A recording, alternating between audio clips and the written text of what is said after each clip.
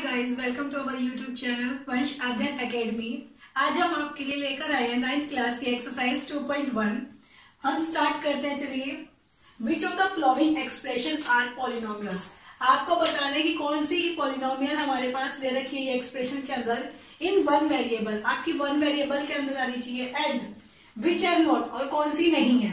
State reason for your answer, और answer का जो आपको दे रहा है वो रीजन भी लिखना पड़ेगा। फर्स्ट है जैसे आपके पास उसने क्या बोला, जो ये आपके एक्सप्रेशन दे रखे हो ये पॉलिनोमियल है या नहीं है। सेकेंडली वो वन वेरिएबल पॉलिनोमियल है कि नहीं है। पहले देखिए फर्स्ट पार्ट है जैसे 4x² - 3x + 7।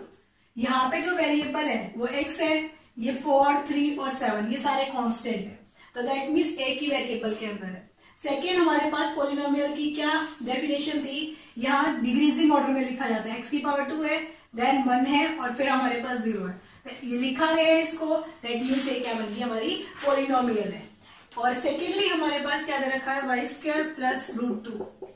अब हमारे पास y की पावर 2, क्योंकि हमने कल बात की थी कि y की जो पावर है वो फ्रैक्शन में नहीं आनी चाहिए, तब हम उसको पॉलिनोमियल नहीं बोलते, या माइनस में नहीं आनी चाहिए। लेकिन यहाँ पे y की पावर पॉजिटिव है, तो दैट मीन्स ये क्या बनेगी, एक पॉलिनोमियल है, क्योंकि इसकी पावर पॉजिटिव है। नेक्स्ट है हमारे पास 3√t + t√2। अब हमारे पास 3 है, t की पावर हाफ होगी। जब हमारे पास t की पावर फ्रैक्शन में आती है, और यहाँ पे हमारे पास t की पावर 1 है √2, t की पावर यहाँ फ्रैक्शन में आ गई। हमने कल बात की थी कि जो हमारे पास पॉलिनोमियल्स होती है उसकी पावर कभी भी फ्रैक्शन में नहीं आती, दैट मीन्स ये पॉलिनोमियल नहीं बनी। नेक्स्ट है हमारे पास y + 2/y। अब y हम लिखेंगे जब ये हमारे पास पावर आगे ऊपर -1 में गई, तो हमारे पास फ्रैक्शन के अंदर पावर हो या नेगेटिव पावर हो तो वो पॉलिनोमियल नहीं बनता, तो ये भी क्या नहीं है, एक पॉलिनोमियल नहीं है। तो ये है तो वन वेरिएबल की, बट ये पॉलिनोमियल नहीं है, क्योंकि इसकी जो हमारे पास पावर है वो नेगेटिव है। नेक्स्ट है जैसे हमारे पास x की पावर 10 + y की पावर 3 + t की पावर 50। 3 वेरिएबल्स है यहाँ पे x, y और t। अब मुझे कोई फर्क नहीं पड़ता इनकी पावर्स क्या है, लेकिन ये 3 वेरिएबल में है। हमें पहले ही बोला गया था कि सिर्फ वन वेरिएबल में ढूंढनी है हमें, यहाँ पे हमारे पास 3 वेरिएबल में मिल गई, तो ये भी क्या एक पॉलिनोमियल नहीं है।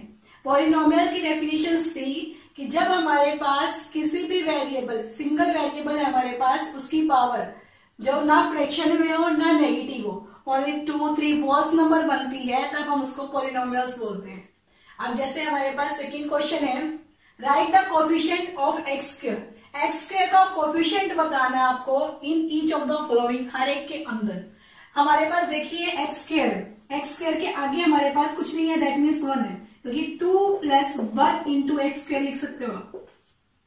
तो x² के आगे क्या है, 1 है, तो कोफिशिएंट क्या बन गया x² का, कोफिशिएंट ऑफ x² = 1। अब यहाँ पे देखिए x² के आगे हमारे पास फिर कुछ नहीं था, 2 - 1 × x² + x³।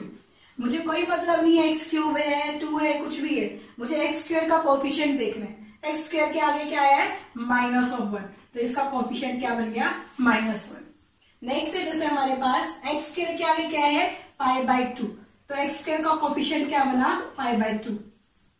यहाँ पे हमारे पास इस इक्वेशन पॉलिनोमियल के अंदर हमारे पास क्या नहीं है, कोई भी x² का नंबर ही नहीं है, तो यहाँ पे हमारे पास कोई भी नंबर नहीं है, तो x² का कोफिशिएंट क्या बन गया हमारा, 0। क्यों बना, क्योंकि हम इसको √2x - 1 + 0.x² लिख सकते हैं, या 0 × x², क्योंकि 0 की मल्टीप्लाई x² से करोगे तो 0 ही बन गया, और ये √2x - 1 बन जाएगा, तो मतलब x² का कोफिशिएंट क्या है मेरा, 0 है। हमारा थर्ड क्वेश्चन है, गिव वन एग्जाम्पल। आपको एक एग्जाम्पल देना है, each of A binomial of degree 35। Binomial का मतलब क्या होता है, जिसके अंदर 2 टर्म्स होती हैं। जब हमारे पास जिसके अंदर 2 टर्म्स होती हैं तो हम उसको क्या बोलते हैं, बाइनोमियल्स, और इसकी डिग्री कितनी होनी चाहिए, 35। तो आप कोई भी आपकी मर्जी से एग्जाम्पल दे सकते हो, x की पावर 35 प्लस में जैसे 40 लिख दिया मैंने। इसके अंदर 2 टर्म्स है, इसके मल्टीपल भी लिख सकते थे, 2 × x की पावर 35 + 40, आपकी मर्जी है, उसने एग्जाम्पल आपसे पूछा। सेकेंडली क्या है, ऑफ ए मोनोमियल। मोनोमियल मतलब जिसके अंदर हमारे पास सिर्फ एक टर्म होती है, उसको मोनोमियल बोला गया। और डिग्री कितनी होनी चाहिए? 100 डिग्री होनी चाहिए। यानी कि हम x की पावर 100 लिख देते हैं। x की पावर 100 है, ये मोनोमियल से। लेकिन इसके आगे आप 2, 3, 4 अप टू 100 मल्टीप्लाई में कोई भी नंबर लगा सकते हो। ये x की पावर 100 भी लिख सकते हो, ये भी लगा सकते हैं। उसने आपसे यही एग्जांपल पूछे गए थे। बाइनोमियल का मतलब 2 टर्म्स है, मोनोमियल का मतलब सिर्फ सिंगल टर्म है। तो हमें इसमें बताने थे बाइनोमियल्स जिसकी डिग्री 35 हो, हमने लिख दिया 35 जिसकी डिग्री थी। अब मोनोमियल जिसकी डिग्री 100 है, तो x की पावर 100 हमने इसकी मोनोमियल लिख दिया।